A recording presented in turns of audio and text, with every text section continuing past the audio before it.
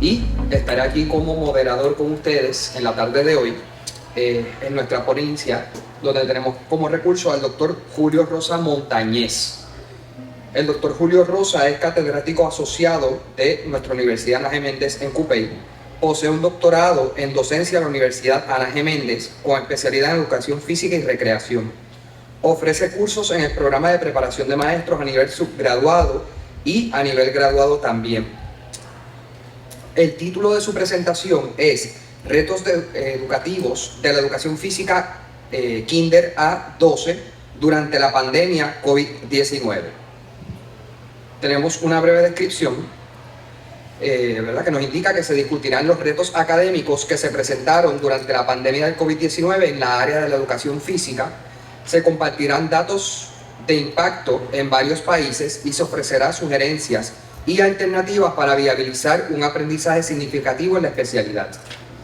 Adicional a nuestro recurso, el doctor Julio Rosa, nos acompaña la doctora Janet Orengo Puy, quien va a estar presentando su libro que tenemos aquí, Conocimientos Básicos para Ser Docentes.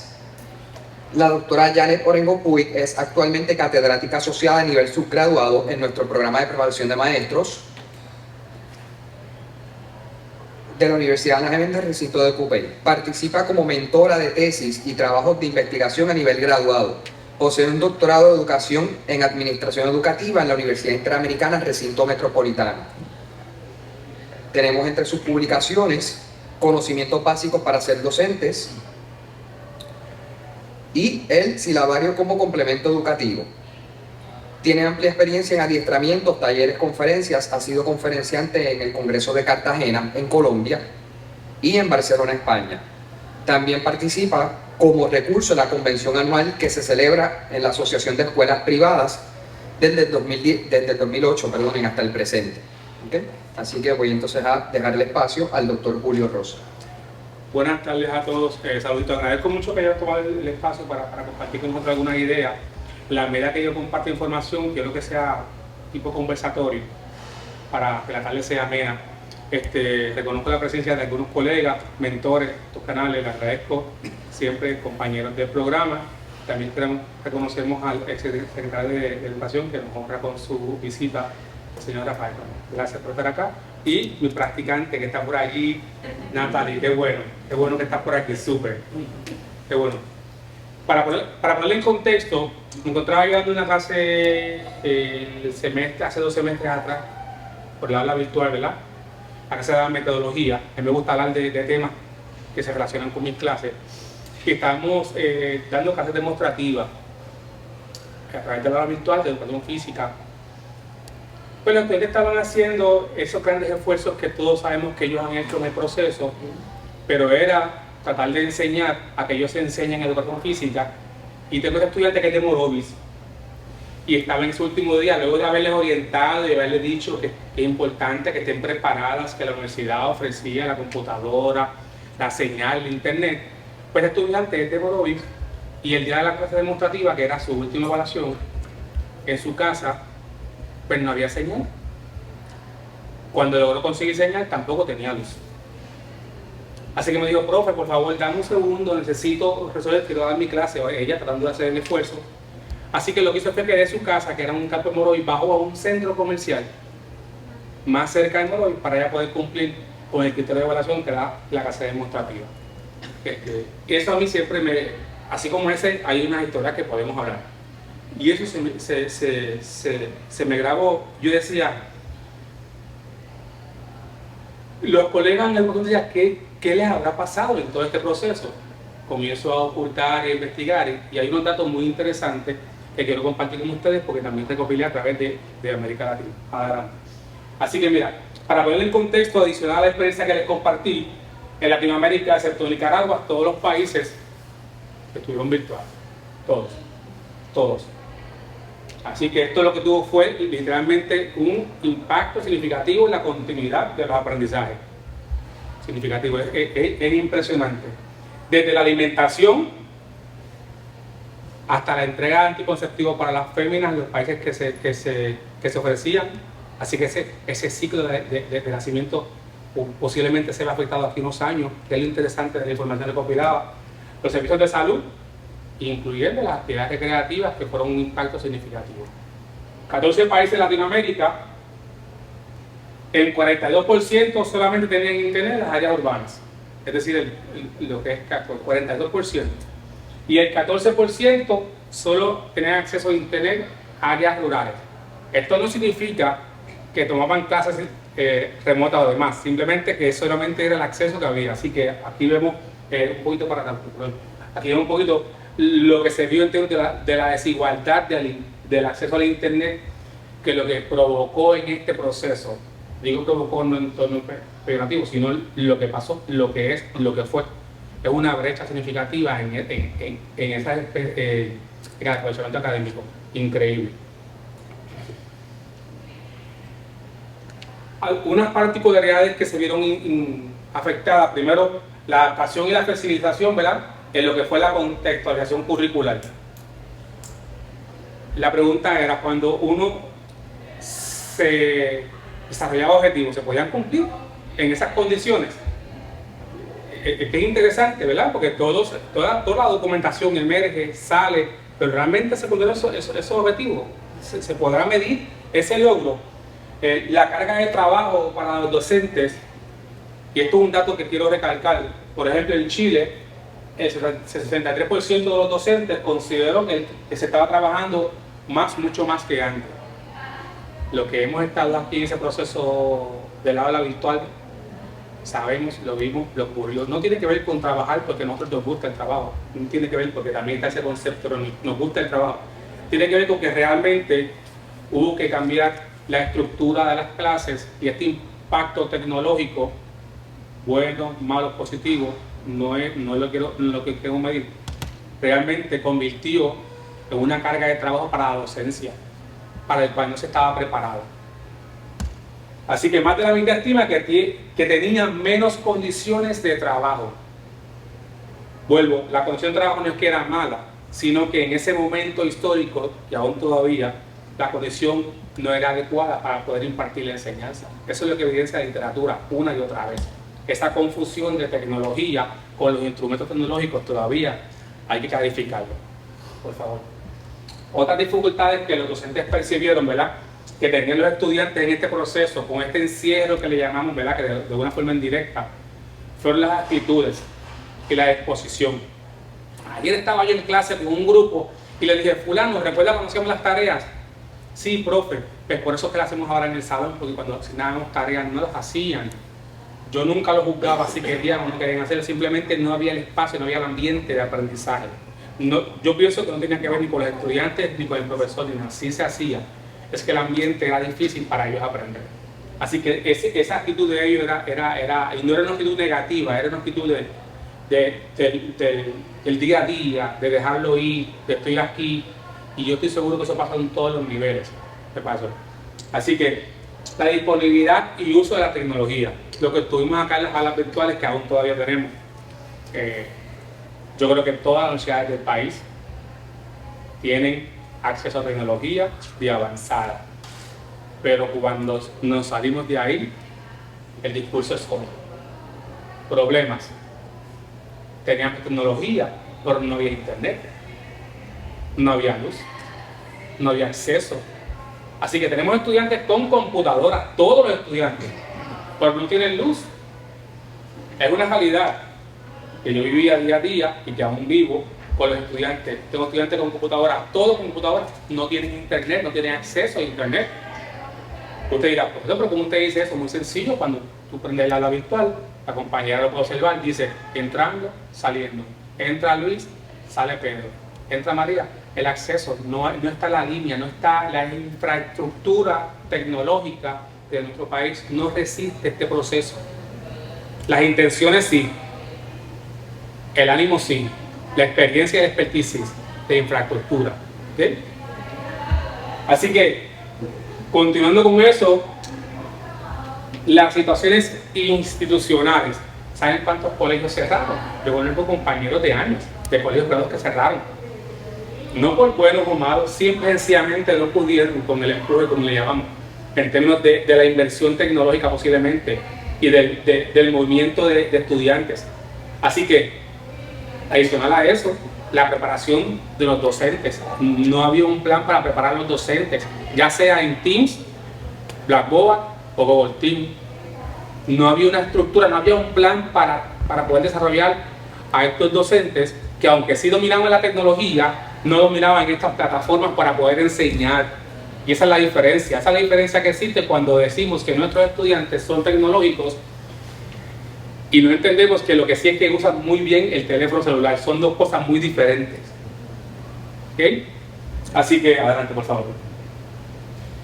¿Qué retos planteó esta situación pedagógica, verdad? Y un poco lo relaciona a nuestra profesión, pero yo sé que cada uno, porque hay una particularidad en educación física, que es lo que quiero compartir. La comunicación del 58% de la población Latinoamérica fue poca o ninguna por los padres. ¿Cómo se puede, primero, cómo puedes enseñar así? Segundo, cómo puedes aprender? El estado de situación, ¿verdad?, de las facilidades de recreo deportiva, que esto fue lo que más dolor me dio, y todavía lo veo cuando llevo a mi chica a la escuela, que me duele, porque esto era cuando yo fui maestro de salón de clase, tuve 18 años en mi salón de clase. Cuando yo veo esto, las áreas libres, las canchas se convirtieron en comedores escolares. Eso es lo más doloroso que yo he tenido que observar en estos procesos. Cómo la administración de estos colegios convirtieron las áreas libres de los estudiantes, entendiendo el impacto que tiene desarrollo motor, cognitivo, afectivo, la actividad al aire libre y física para comedores escolares. Bueno, lo entendemos, el asunto, distanciamiento, todo. Pero fue muy fácil convertir las canchas en comedores escolares. Fue muy fácil. Fue muy fácil. Pudimos ver por lo menos la mitad de la cancha, etc. Y eso es interesante. Así que el apoyo a los maestros de educación física siempre estuvo. La única diferencia es que las plataformas que mencionamos ayer estaban diseñadas para ayudar a enseñar español, inglés, matemáticas, etc. No es lo mismo enseñar a enseñar educación física, decirle a un estudiante que esté en su casa, en el cuarto, que abuelo, abuelita, hermano lo pueda supervisar. Cómo trabajamos, cómo desarrollamos. No buscamos en Google el significado de trotar, de caminar. Eso hay que hacerlo, es práctico. Pero sin embargo le das un significado de algún concepto. Papá, mamá, abuelo, tía, le puede decir, busca el significado aquí. Aquí no es que tienes que practicarlo. Así que son destrezas que se dejaron de desarrollar. Un poco ahora estamos las consecuencias y en un futuro las veremos, aparte del aspecto psicológico y cognitivo. Así que esa continuidad del aprendizaje motor y ese impacto curricular, me detengo, porque el desarrollo motor, al igual que el cognitivo y conceptual, se desarrolla y se aprende. Nosotros aprendemos a caminar. Por eso cuando nos lastimamos, nos lesionamos, nos caemos, estamos un tiempo inmovilizados, luego te coges terapia, ¿verdad? Ese concepto. Es porque estás otra vez retomando ese proceso del desarrollo motor nuevamente. Tú aprendes a caminar. Son conceptos que se aprenden. Así que existe el aprendizaje motor, como el conductual. Y definitivamente hubo un impacto curricular, porque ahorita voy a hablar de algunas regulaciones fundamentales, porque es que no pudimos identificar dónde estaban los estudiantes para darle continuidad. Ese desarrollo de esas expectativas, de esos estándares, de las destrezas por grado, fue muy difícil darle continuidad. No teníamos los espacios disponibles, no había las áreas disponibles, había que trabajar con los estudiantes en sus cuartos, en sus casas, no tenían materiales. Así que un poco por ahí, eso es lo que ocurrió en la educación física. Pero ¿saben qué me impactó significativamente? Que hubo un 37% de la facultad que pensaron no hacer ninguna actividad evaluativa. El 19, casi 20% reconoció que, que era prácticamente imposible evaluar. Y el 14% no evaluó, porque nosotros trabajamos en educación física, se desglosan las destrezas, se desarrollan rúbricas para evaluar destreza por destreza. Hay estos conceptos de que si insertó, eso es deporte. Hablo de educación física, de destreza, desarrollo psicomotor. Así que transferir todas esas rúbricas en términos de la práctica para con los estudiantes fue extremadamente complicado. No había un programado para ese momento, que tal vez lo hubiera, pero la parte del entrenamiento al maestro, para luego el maestro ponerlo en práctica con el estudiante, no hubo ese espacio. Así que muchos de los maestros lo que realmente sufrieron fue la fase evaluativa, porque no sabían, aunque querían, cómo evaluar, cómo darle continuidad a ese aprendizaje e identificar un diagnóstico, dónde estaba y hacia dónde voy. Así que eso fue un dato que para mí me impresionó mucho. ¿Por qué lo digo? Porque son particularidades de la profesión, porque en español, inglés y matemáticas nunca se nos ocurrió dar de evaluar.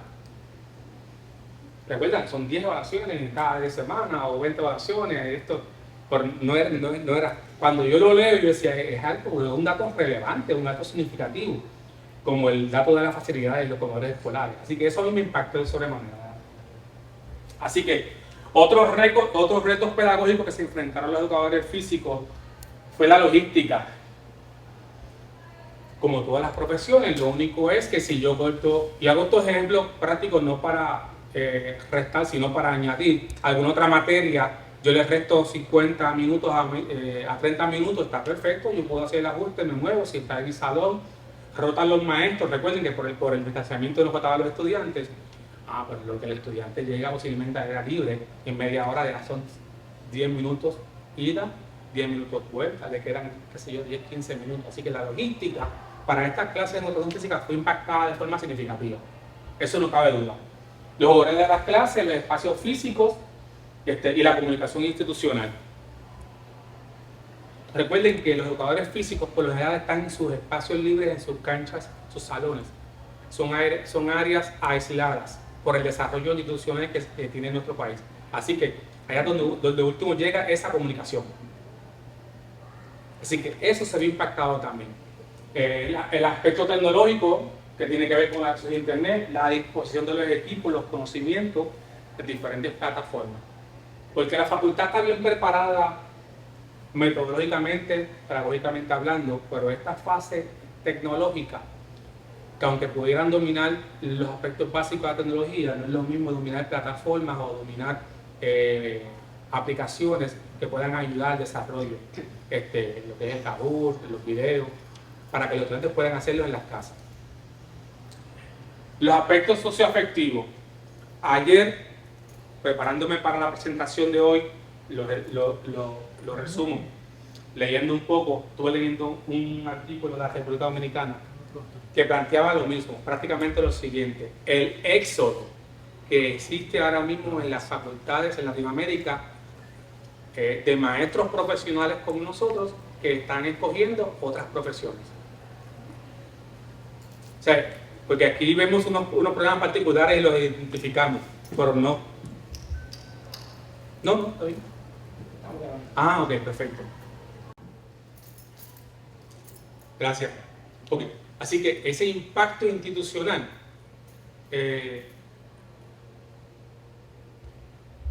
perdónenme que se me fue el libro. Sí, la grabación se me fue el libro. La interrupción. Ok. Muy bien. El artículo lo leí ayer. Lo que planteaba era lo siguiente.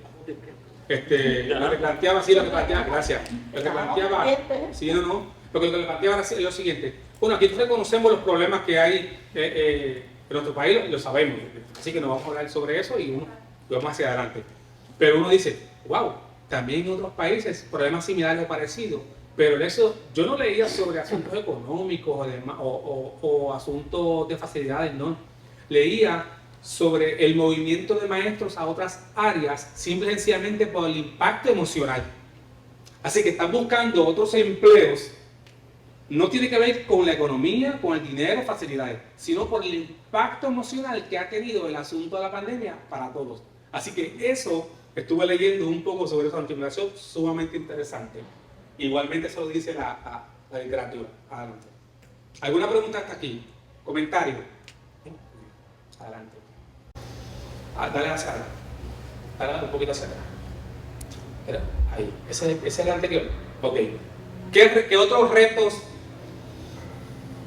leyeron, presentaron en sus escuelas, en sus colegios, ya sea como administrador, como profesor, como doctor? Planteamos un poco para hacer algo. ¿Qué otros retos plantean? ¿Reconocen ustedes que hubo en este proceso o que hay todavía? Porque tampoco hemos terminado. ¿Qué otros retos?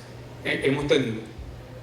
A mí me afectó mucho el asunto de en las clases me afectó mucho el asunto de la luz e internet, que es algo, y yo en las evaluaciones todo el día, era algo que nosotros gracias a Dios la universidad nos dio internet, así que cuando se nos iba la luz yo tenía internet en mi casa, así que era como que mi internet en mi casa y el internet de la universidad, así que como que yo pude ofrecer un servicio un poquito más estable, pero muchas veces dependía de los estudiantes que no tenían luz ni internet. ¿Puedo comentar eso? Sí, por favor. Es interesante porque el año pasado, hace más o menos 2 años, ya se nos olvida que la pandemia lleva ya más de 2 años. Sí. En medio de la crisis, yo voy a un hogar de un familiar mío y precisamente estaba mamá, una prima mía, haciendo una tarea de educación física con su hija. Y le estaba grabando para enviársela al maestro por WhatsApp. Entonces, yo llego y veo yo participé de la actividad, ¿verdad? Y veo a la niña haciendo lo que el maestro había dicho que hiciera y mamá tenía que grabarla para enviársela al maestro para que la niña no viese. Y un reto que yo visualicé en ese momento era el reto que mamá mismo me contaba, era los papás no estaban acostumbrados a hacer actividad física con los hijos. Entonces, el tiempo, entonces todos los maestros estaban demandando tiempo de papá, ya el nene tiene que sentarse con papá o el papá sentarse con el nene para que el nene haga la tarea. Pero en el tema de educación física que usted está hablando aquí, yo lo vi, eso no me lo contó él, lo vi yo. Y entonces obviamente escuché la catarsis de la prima mía con su niña. Total, pero hizo la asignación, ¿verdad? Pero el tiempo, en el contexto de educación física, que me consta que los maestros hicieron malabares porque educación física virtual, ¿quién lo pensaría? ¿Sabes cómo? La rutina, y muchos maestros lo que hizo fue eso, ¿verdad? Grábame y me lo envía, ¿verdad? Tratando de cubrir. Y el tema era que eliminar la evaluación, tratando de cubrir tareas, y eso es falta. los papás se podían sentar a hacer la tarea de español o de matemática, pero educación física, o sea, como que la importancia de esto. Mira, en un tema para los practicantes, hace una de orientación, y luego el semestre pasado estuve hablando con los maestros de escuela privada, un tema parecido a este, y sale este mismo diálogo. Entonces un poco, y esto yo le he dicho una y otra vez, y con mucho respeto, porque yo trato de siempre decir, ¿verdad?, que también uno tiene que dar. Quien sabe enseñar es el maestro.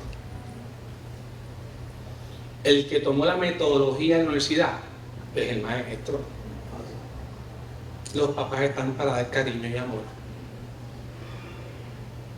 Así que pasaba educación física, claro, por su complejidad práctica, pero igual pasaba en inglés, español, matemática, esos conceptos de álgebra, geometría. Yo veía a mi esposa con mi nena, yo decía, Dios mío, me siguen. Bueno, los padres hicieron un gran esfuerzo, los niños, todo algo, pero lo que yo digo es que lo que yo digo es, entiendan, por eso es que es importante cuando van estos mensajes de los grupos, ¿verdad?, magisteriales. Mi punto siempre ha sido, pero es que hay que decir lo que se está haciendo. No podemos, como digo, llevar un mensaje vacío. Hay que explicar que quien enseña es el maestro, quien tiene la preparación metodológica es el maestro de la especialidad, de saber cuándo interrumpir, de cuándo bajar la voz, de cuándo subirla, de cuándo mirar, de cuándo mirar para acá, de cuándo caminar en el salón. ¿Saben de qué les hablo? Es el maestro. Entonces un poco yo lo que decía, los papás hacen un gran esfuerzo, pero los padres no saben enseñar. Son contables, doctores, constructores, son espectaculares, sí, pero no tienen ese aspecto metodológico de enseñar. Ellos están biológicamente para darnos cariño y amor. Y esto yo le dije en una conferencia y la gente me decía, pero es que es real, entiendan eso. Entonces decía, hay que diferenciar lo que era la cooperación de los papás versus la capacidad que tenían para enseñar conceptos, porque se mandaban tareas a los hogares sin el proceso debido de enseñanza o reenseñanza. Pero no, la culpa no la tienen los maestros, no hablo de eso, sino del asunto virtual, de lo que estábamos viviendo. Por eso es que en este punto de la evaluación, pues, es una contradicción. Uno pregunta siempre, yo le hago en el curso de evaluación, mi primera pregunta en el curso de evaluación es, ¿para qué evaluar? profe, ¿no? ¿Para qué evaluamos? Entonces un poco este asunto nos retoma ese concepto. Adelante.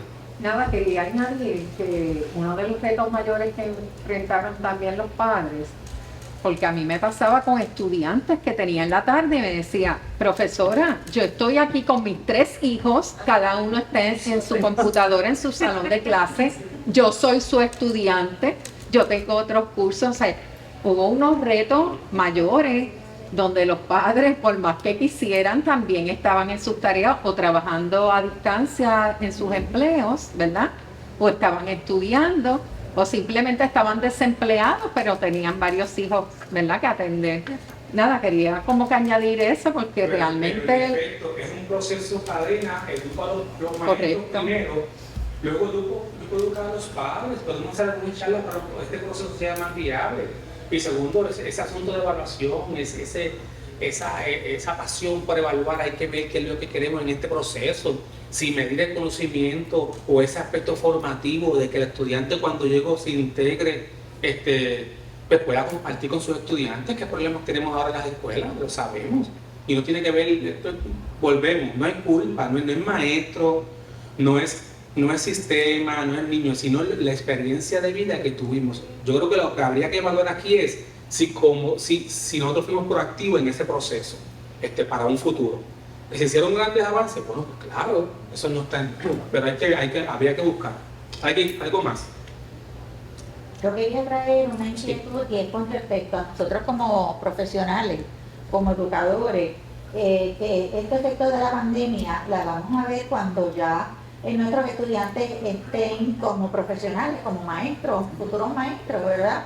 Y se gradúen y estén ejerciendo. Y en educación física, que es una continuidad de desarrollo de destreza, al igual que en español y en cualquiera de las otras materias, es tal vez un poquito retante que esa pandemia ha limitado un poco nosotros llegar al 100% en el desarrollo de todas las competencias en nuestros estudiantes.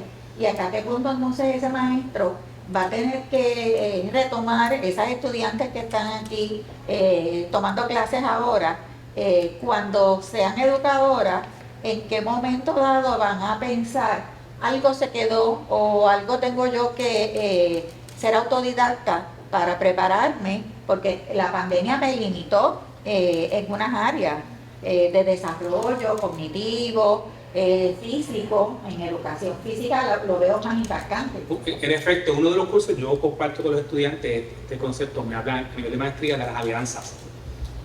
Estaba leyendo estos días, bueno, conocemos el asunto de las crisis de salud que estaban viviendo en el país. Acabo de leer un reportaje mientras almorzaba y escuchaba. La pregunta, uno de los planteamientos, ¿verdad?, que uno hace, bueno, sí, el asunto de salud es real, la carencia de doctores es real, pero el problema en la esencia tiene que ver con educación en salud de la población. Entonces un poco ese enlace de la educación física en las escuelas con esta integración del concepto, porque no hay que cambiar el modelo del significado personal y hacia ahí vamos. Y cuando llevamos ese modelo de significado personal a que el niño pueda hacer actividades para beneficio propio, esas actividades incluyen la buena nutrición, la actividad física, repito, no como castigo, sino como estilo de vida. En la medida que se integre la actividad física como estilo de vida,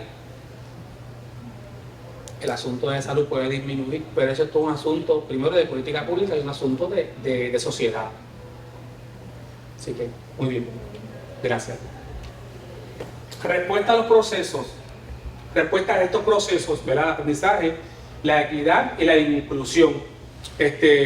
Bueno, cuando hablo de inclusión siempre pongo el ejemplo y hemos conversado. Fui a un taller allá en Arecibo y estaban todos los maestros de escuelas públicas y bueno, ese día me cayeron y los dejé.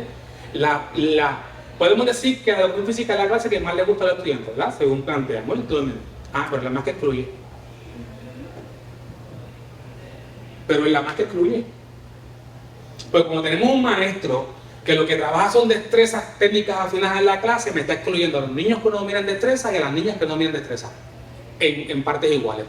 Así que la clase debe ser que el niño practique o trabaje destreza, no que realice una destreza de forma correcta, porque reconociendo nuestra idiosincrasia de los colegios y escuelas, donde la clase la dan una vez en semana, o 2, o 3, o 4, y nada. No entremos en esos debates de programación. Entremos en debate qué voy a hacer cuando tengo a los niños. Así que cuando tengo a los niños, la recomendación es incluirlos a todos en actividades recreativas o actividades físicas que sean inclusivas, donde ellos trabajen y desarrollen destrezas, galopar, coger, trotar, caminar, agarrar, lanzar, etcétera, etcétera. Para jugar deportes, habrá otros espacios. Calidad y pertenencia, así que hay que buscar la forma de centrarse en mejorar los contenidos. Ahora mismo, en estos días, de hecho ayer discutí con el curso de currículo, recientemente acaba de salir la guía curricular de educación física del Departamento de Educación. Bueno, la compartieron a principios de agosto y nada, pues me llega rápido con los colegas. Ayer la leí con mis estudiantes en el salón, de que la leí. No hay cambios significativos, un resumen integral, pero lo interesante es que te hace referencia a documentos anteriores al currículo, así que ahora de 2 ahora hay 3 documentos.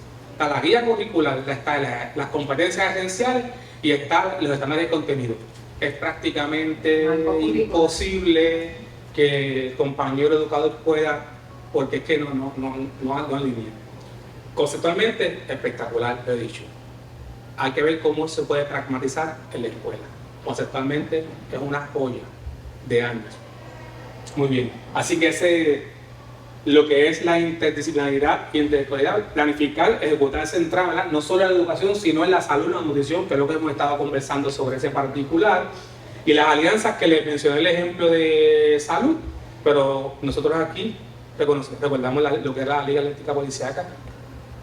Todavía existen, pero esas alianzas hay que retomarlas de forma darle que se vea en la comunidad ese impacto. Le pregunto a este maestro, ¿cómo usted me evidencia el impacto que tuvo? No, se me llenó la cancha, se me llenó el día de oro. Sí, pero es que así tú no me dices que impactaste. Eso lo sabemos. Tú tienes que medir cómo estaban antes esos estudiantes y cómo estaban después. Y si impactaste la comunidad, cómo estuvo antes y cómo después. Eso lo aprendí yo con mis profesores en la universidad. Un poco y es lo que yo hacía en mi colegio. Yo podía evidenciar el impacto de mi departamento cuando yo aplicaba, porcentualmente. Así que hay que explicarle. Fíjate que no estamos poniendo a juicio la capacidad de la actividad, ni la eficiencia, ni la calidad. Es que tenemos que ir más allá, tenemos que comenzar a promulgar lo que estamos haciendo en la educación para que la gente sepa el impacto que tenemos en nuestra sociedad. Porque recuerden, este es otro tema, que la sociedad es el que establece la necesidad y la que crea las profesiones es la sociedad en el contexto, es una realidad. Muy bien, adelante. ¿Cuánto nos falta entonces, maestro? Después lo dejé yo. 25 minutos. Para ahora. ¿Qué logro con intervenciones pedagógicas adecuadas? Algunas recomendaciones, ¿verdad? Vienen de SHAPE. SHAPE es la entidad que rige la educación física a nivel nacional. Puerto Rico, cuando trabaja las guías curriculares, pero usa esa referencia. Hay que evaluar el plan de estudio. Más que ir posiblemente a la guía curricular, a la expectativa, que está excelente en este momento del día que estamos trabajando, hay que ver que los estudiantes sabían para desarrollar actividades basadas en lo que dominaban y lo que pueden hacer. Porque si vamos a trabajar destrezas basadas en el grado o en lo que presupone que deben trabajar, posiblemente nos encontremos con niños con un rezago en todas las materias, en educación física más. Queremos que troten o que corran si apenas saben caminar. ¿Ok? Así que hay que evaluar ese plan de estudio. Desarrolla un plan, lo compartes, lo comunicas con los padres para que te puedan ayudar. ¿Está bien? En términos del diálogo, puedas identificar si hay problemas de internet o no, para que puedas llevar ese mensaje a la comunidad adecuado. Si es un grupo de 20, que 5 no te queden al descubierto, eso es fundamental. Esto es para los maestros. Procura en la medida de crear normalidad. Los maestros me decían en la escuela, pero ¿cómo voy a crear una normalidad? Y bueno, es que hay que crearla. Hay que retomar. Si te queda a la mitad de la cancha, crea normalidad en la mitad de la cancha. Porque tú no vas a luchar contra ese sistema. Y me refiero al sistema sino a la estructura, porque también había que hacer los comedores escolares. No podías tenerlos en los comedores. O sea, que en términos logísticos también había que entender lo que estaba ocurriendo, lo que estamos viviendo. Así que crea una rutina Si antes era en un espacio libre, pues ahora la mitad, era la rutina ahí, así que tú creas una normalidad. Porque ustedes conocen que nuestros niños son de estructura, de cancioncita, de música, de fila, de línea, eso funciona. Esos patrones funcionan para el control del grupo, eso no falla, eso no falla. ¿Okay? Así que, ¿cómo tú puedes resolverlo a un entorno remoto en las casas? Pues crea esa rutina. Cuando a veces estaban en el cuarto, que yo supiera que cuando iban a la clase tienen que estar preparados de tal forma. O sea, había que crear una rutina que el maestro conoce a sus estudiantes y establecer qué rutina pueden desarrollar. Adelante. Aprendizaje significativo. Bueno, pareciera una teoría de mucho tiempo, pero es básico y eso lo aprendí yo con mis profesores. Así que, ¿qué practiqué?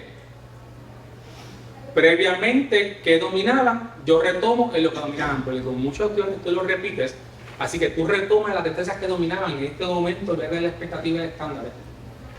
Porque es muy difícil cumplir con ellos ahora mismo, no porque sea alta o baja, sino porque llevamos 2 años prácticamente en este turnover de proceso educativo. Así que procura ver lo que está, lo que ya saben.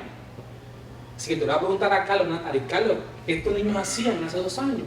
Y siguen por ahí. Porque a veces viene uno con esta idea y este concepto enorme y es muy difícil llevar ese conocimiento. Y poco a poco tú vas integrando.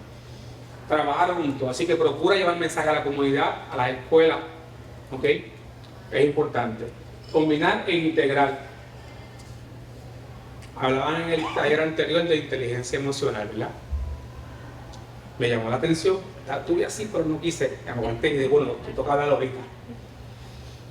Para desarrollar inteligencia emocional hay que volvemos como esta es como una política, es como, hay que reeducarse, hay que leer, hay que entender esas inteligencias emocionales. A veces queremos convencer al otro. No se trata de convencer, se trata de escuchar y llegar a un entendido. Eso es un poco cuando pasan estas cosas, que queremos convencer a que el otro piense como yo pienso, ¿no? No funciona así. ¿Está bien? Así que por eso combinamos e integramos conceptos e ideas. Adelante. Otras recomendaciones que le había dado, estos son unos videos, ¿verdad? Que hoy no los vamos a utilizar, pero son videos de actividades de educación física integrada, bien interesante. Después yo puedo compartir la presentación. ¿Alguna duda, alguna pregunta, algo que quieran conversar? Doctor Rosa, Sí. no, gracias por compartir unos datos, ¿verdad? Y vi ahí unos porcientos estadísticos. Señalar algunas cosas generales, por ejemplo, yo creo que es importante en estudios que se han realizado en medio de todo esto la participación de las mujeres en estos procesos educativos. Como bien señalaba la compañera, yo creo que gran parte de haber saltado esos procesos educativos, la mujer que hacía rol de madre, trabajadora, etcétera, hay que reconocerlo, ¿verdad? Durante la pandemia. Lo otro que pienso que es interesante, hemos participado en investigaciones de estudiantes, ¿verdad? Ver el lado positivo dentro de la situación, y creo que hay un llamado para implicaciones curriculares dentro del área de educación física. Seguimos viendo el gran ausente de la evaluación como un proceso ausente en términos de construcción de rúbricas, la evaluación formativa y sumativa. Cuando hablaba de los videos, que me pareció interesante, porque también lo veo reflejado en investigación, lo hemos visto de estudiantes, que surge como un dato emergente. Pienso que es interesante pensar en propuestas, ¿verdad?, de implicaciones curriculares que pueda a su vez incluir la participación de los padres, que también sabemos que está ausente dentro de la educación física, ¿verdad? La actividad física para el adulto mayor, la salud, o sea, ampliar este concepto. En términos generales, ver algunas implicaciones curriculares que me parece que sería interesante para nuevas propuestas a la luz de todo esto emergente que ha surgido en la pandemia, pero sobre todo para darle respuesta al educador físico, también la ayuda con las universidades. Yo creo que urge crear rúbricas para sus procesos que son integrados, urge que la gente entienda que la educación física tiene una gran contribución al desarrollo integral. Tal vez aprovechar ese lazo con los padres para su salud me parece interesante. Yo creo que más que todo hay una llamada fuerte, ¿verdad?, a lograr ese clamor por el desarrollo de rúbricas e instrumentos evaluativos que sé que se necesitan para regular una evaluación uniforme en la disciplina de educación física. Así que adelante con la exposición, me parece que es interesante y nos plantea varios retos. Muchas gracias, doctor. Precisamente cuando usted habla de la mujer, un poco por ahí, esa era mi lucha. Yo viví con mi casa, con mi esposa. Exacto. Esa fase de tratar de enseñar a que los niños, y todos vivimos, es lo que yo quiero que podamos entender. O sea, nuestros padres son padres, no están preparados para enseñar los que no son maestros. Y eso alguien tenía que decirlo. Y nunca lo escuché, y es lo que yo planteo. Tranquilo, está haciendo muy bien, esa es mi esposa. Intentamos, vamos adelante. Porque hay unas estrategias metodológicas y una experiencia de campo. Yo tengo una practicante que va a estar un semestre ahora en una escuela del país haciendo práctica. Antes de haciendo práctica, observando, alineando objetivos con expectativas y estándares. Eso los padres no lo hacen. Cuando está la evaluación, también, doctora, hay que coincidir. Yo creo que es que, en mi opinión, por la experiencia, es que nosotros como cultura, en el ciclo, luego de evaluación, no cogemos los resultados para el plan a seguir, porque la evaluación, ya sea diagnóstica, sumativa, formativa, como sea, de alguna forma, repito, de alguna forma, la utilizamos de forma punitiva. Fíjense que queremos datos de cómo están los estudiantes, ¿para qué queremos datos de estudiantes de cómo están? Vamos a saber, esto es un plan. No para decirlo en todos lados, cuán mal o cuán bien están, ¿ves? Y por ahí es que ese es parte del asunto de la evaluación, donde el ciclo no continúa. Evaluación, resultados, desarrollo plan, retomo. No, dejamos a veces la evaluación, porque de aquí no queremos darle continuidad al ciclo, porque es un ciclo, ¿ves? Es un ciclo. Entonces, un poco por ahí, ese es el asunto de la evaluación. Y la campaña, por eso yo siempre le he aprendido, mucho respeto, lo reconozco, como profesor, como usted, la doctora Arengo allá en la universidad. Tengo una campaña donde yo tengo la oportunidad de presentarme y aportar mis ideas y mi conocimiento, voy a todos los foros que me han dado la oportunidad, yo he ido. Hasta Cuba fui a hablar de Puerto Rico en mi presentación. Precisamente por eso, porque uno tiene que de alguna forma llevar el mensaje de que la gente pueda entender, no que es importante, por qué es importante la educación física en nuestro país. ¿Usted iba a comentar algo? No. ¿Sí? ¿No? Ok, muy bien. ¿Alguna otra duda, alguna pregunta? Sí, gracias. Bueno, pues yo le agradezco mucho su atención, ¿verdad? Y entonces la doctora Arengo también ahora tiene una parte para compartirnos de su libro, de su nuevo bebé. 5 minutos. Sí, 5 minutos.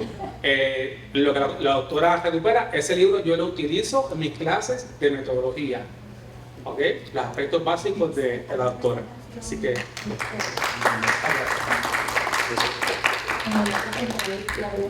Ahí está afuera. Bueno, para mí es un placer estar con un grupo tan distinguido como este, porque ha sido muchas alegrías el verlos nuevamente presenciales, algunas personas de Exaida, un placer para mí. Gracias, Julio. No sé, pero últimamente como que estamos trabajando en equipo. Eso está bien chévere, ¿verdad? Como que estamos siempre trabajando. Bien. Pues le voy a pasar mi nuevo bebé. Y mi nuevo bebé no está nuevo. Es del 2013 y estamos en el 2022.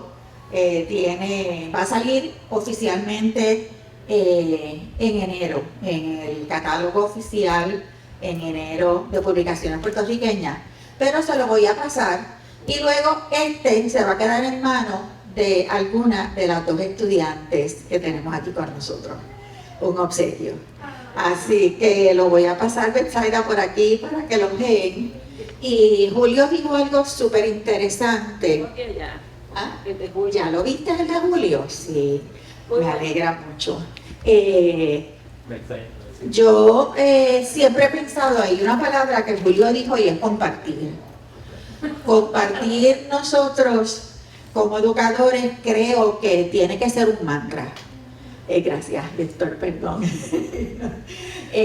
Compartir lo que conocemos y lo que tenemos que aprender como educadores, debemos de promocionarlo.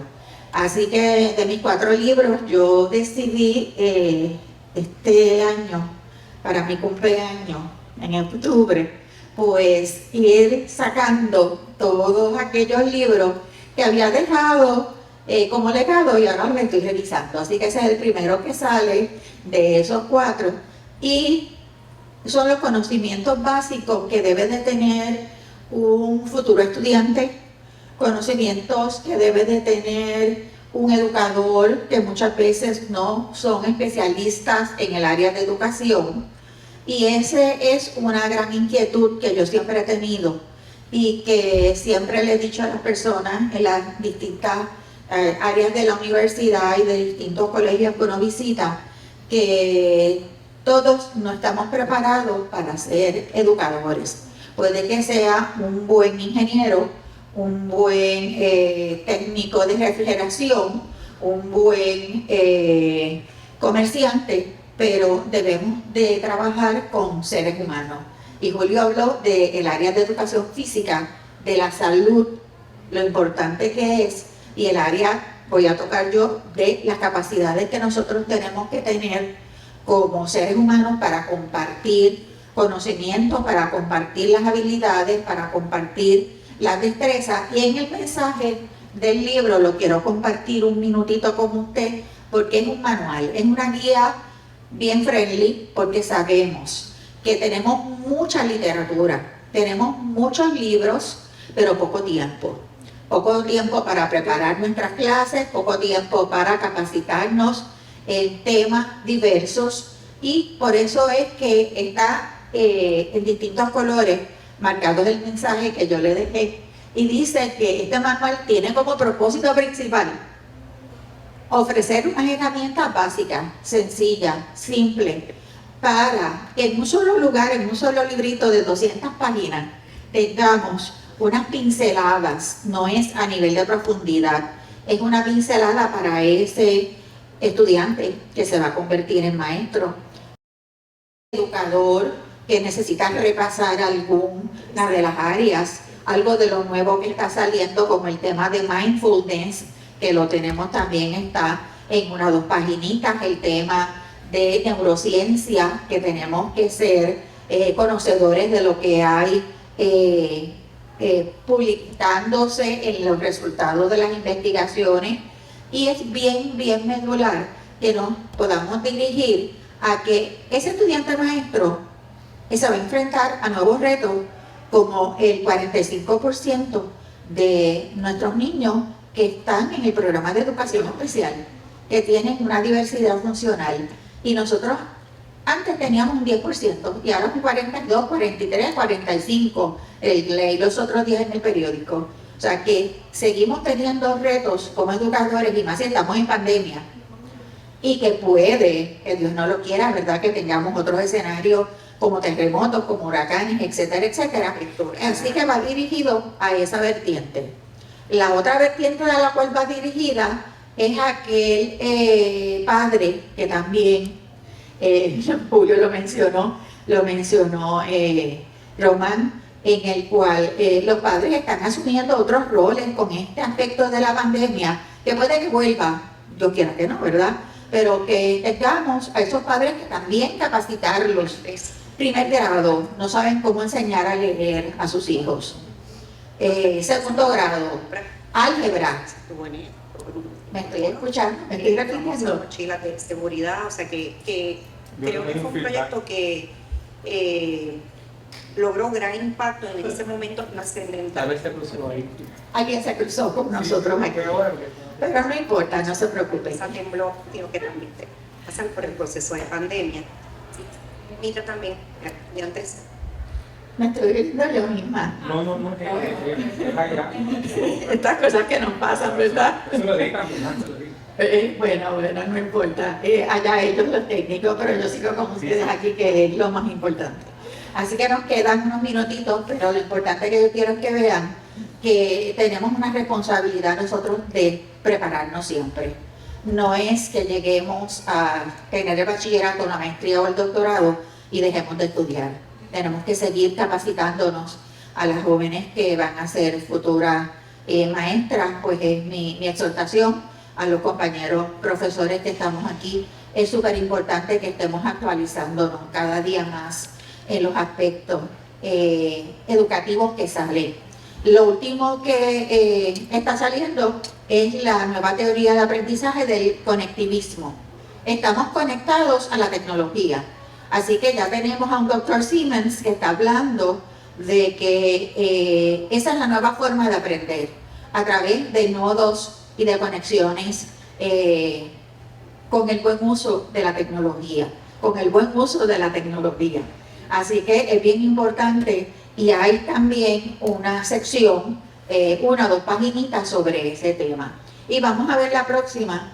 Pues nada, exhortarlos a leer y a reflexionar sobre este proceso y les estoy dejando aquí para que vean algunos de los temas porque en el libro pues no se puede ubicar todo el índice, ¿verdad? Pero las próximas 3 plantillitas, si las pasas, Héctor, características de un maestro exitoso, que es lo que dice la literatura, competencias que son indispensables para nosotros como docentes y retos que tenemos, hojas de cotejo, formularios, en la próxima le aparecen otros temas, conceptos de currículo, de tecnología, de lo que es un calendario temático, lo que es un silabario, lo que es un prontuario, para que nosotros vayamos viendo qué temas hay, la famosa planificación, los aspectos de evaluación, de medición, aspectos psicológicos, las teorías de aprendizaje, un pequeño compendio de diversos temas que nosotros tenemos que dar un viaje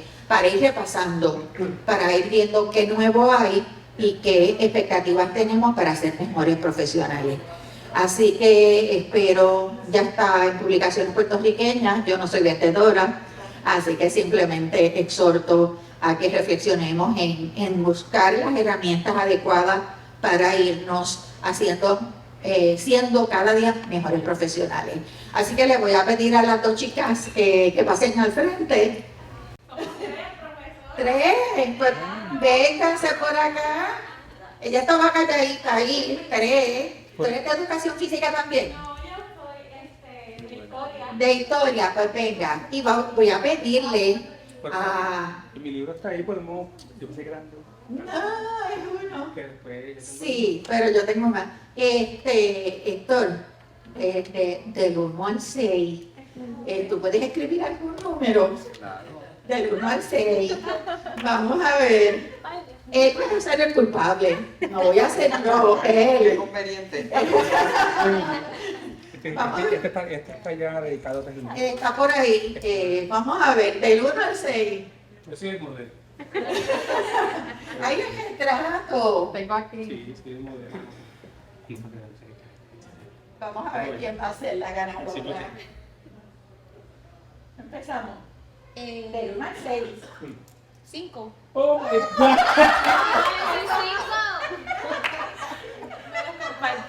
Él es el culpable. No, pero conseguimos 2 más. Conseguimos 2 más. Vamos para el retrato. Por favor, ven para el retrato.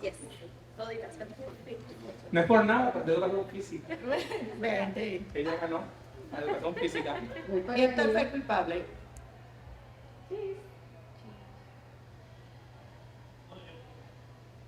Ok, estoy tirando varios por la luz. Sí. Ok. ¿Ya? Gracias. Disfrute. Lo voy a compartir. Gracias. Pues yo le iba a dar el mío porque no está dedicado, así que no puedo. ¿Va a estar también? Sí, le lo dedico ahora, claro que sí. Sí, perfecto. Pues nada, gracias. Fue un ratito de decirles que estamos para cualquier ayuda a la disposición de compañeros, de estudiantes. Vanessa, gracias por estar con nosotros. Gracias. Siempre. Canales siempre con mucho cariño y Betsaida y mucho éxito y vamos ahora para la otra plenaria que tenemos. Gracias. Buenas tardes, de verdad. Gracias. Sí, excelente.